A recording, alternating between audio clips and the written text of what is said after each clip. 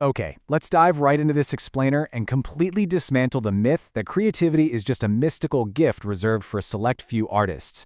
We've all been there, right? Staring at a problem, feeling completely stuck, and deeply frustrated because we think we just aren't creative enough. For centuries, we've held on to this romanticized image of the tormented genius. We tell ourselves that true innovation only comes to those who are simply born with a special kind of brain. But modern science and research are painting a remarkably different picture. It's incredibly empowering to realize that creativity isn't magic. It is a highly tangible, mechanical skill that absolutely anyone can learn and cultivate.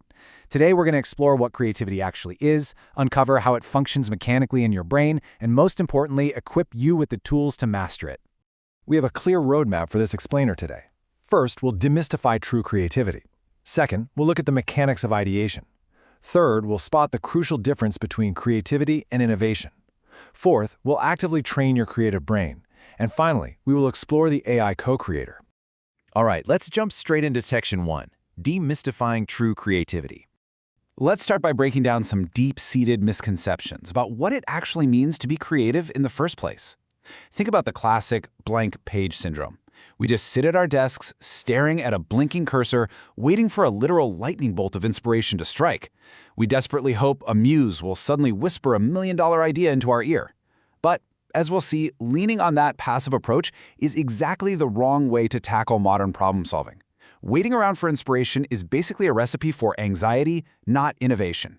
It just sets us up for failure, frustration, and the false belief that we don't have what it takes. To fix this, we need to understand what we're actually aiming for.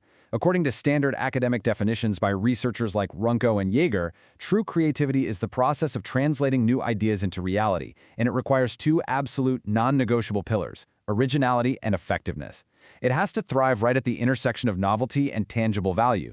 I mean, think about it like this. A teapot made out of chocolate is highly original, for sure, but it's completely ineffective for boiling water. That's just novelty. On the flip side, if you solve a problem by simply copying a competitor's exact model, you have effectiveness but zero originality. Generating something original without practical utility isn't complete creativity. You literally must have both. And this brilliantly illustrates why this matters. Mastering this intersection of novelty and value is no longer a luxury. It is a hardcore business necessity for survival and growth. In an IBM survey of over 1,500 CEOs across 60 countries, creativity was identified as the absolute most important leadership quality for the future. Why? Well, because we live in a rapidly changing world where routine tasks and standard processes are quickly being automated. Accumulating standard knowledge just isn't enough anymore. The only human premium left, the real irreplaceable value, lies in how you apply that knowledge in totally unprecedented ways to solve complex, novel problems that a standard algorithm simply hasn't seen before. Now, what's really interesting here is the massive paradigm shift in how we view ideation. A recent study by Lucas and Mai identified two mental models we use to approach problems. The first is the insight model, which relies on waiting for that sudden magical epiphany. But the much more successful approach is the production model. This is about active ideation. It's about sweat, perseverance, and generating a massive volume of ideas. The scientific evidence is crystal clear here. Deliberate, high-volume production fundamentally beats waiting around for a muse that might never arrive. Quantity eventually breeds quality. You don't wait for the muse, you get to work, and you produce. Moving right along, let's look at Section 2, the mechanics of ideation. Let's see how this all builds into the actual mechanical engines of your brain and how these ideas physically form. Effective creativity demands navigating two opposite ends of a spectrum, a distinction popularized by psychologist J.P. Guilford. First up, you have divergent thinking. This is what happens during a wild, fluid, flexible brainstorming session where you're expanding your possibilities and generating numerous ideas without any judgment. Then you have convergent thinking, which is the logical, analytical reduction to select the optimal idea. And here is the absolutely crucial insight. Trying to do both of these at the exact same time is the primary cause of writer's block. If you try to analytically edit and judge an idea while you're still trying to freely generate it, you will completely short-circuit your creative engine. If we look at how a single idea evolves through a continuous narrative cycle, you always start with preparation. This is the active, conscious work of defining the problem and gathering your data. But then comes a super critical step, incubation. This is where you actually step away from the problem and let your unconscious mind take over the processing in the background. That unconscious background work is exactly what eventually bubbles up into illumination, the famous aha moment.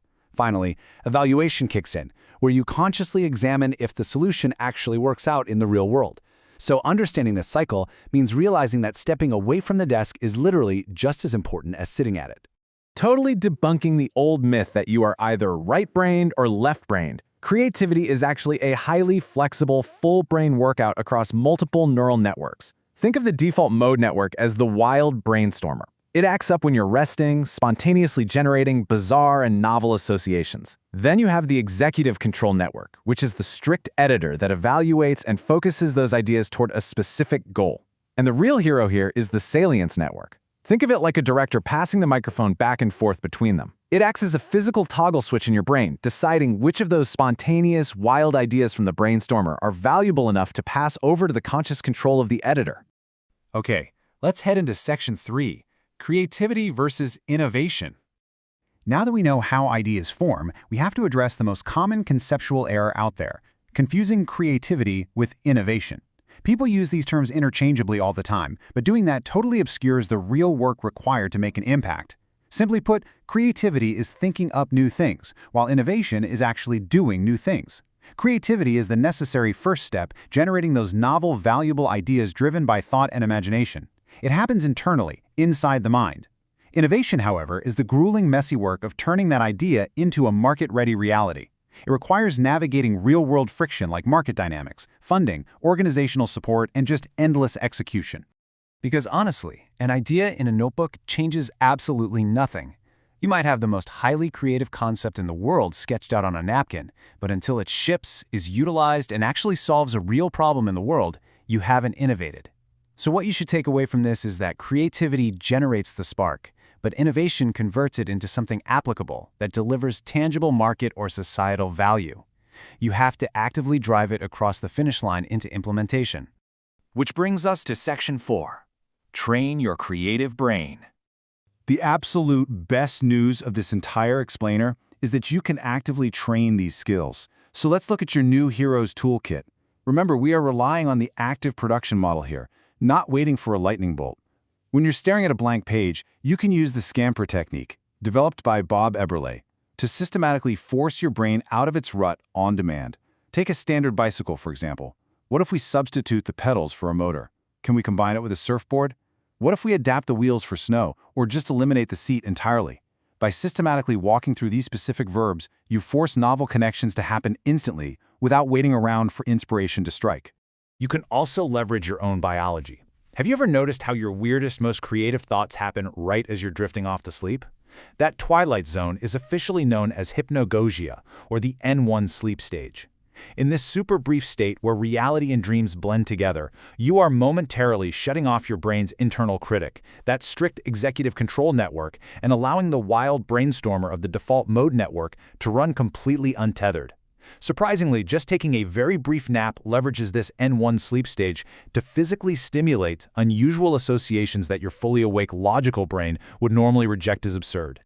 I absolutely love this because it grounds all this complex neuroscience in highly actionable everyday habits.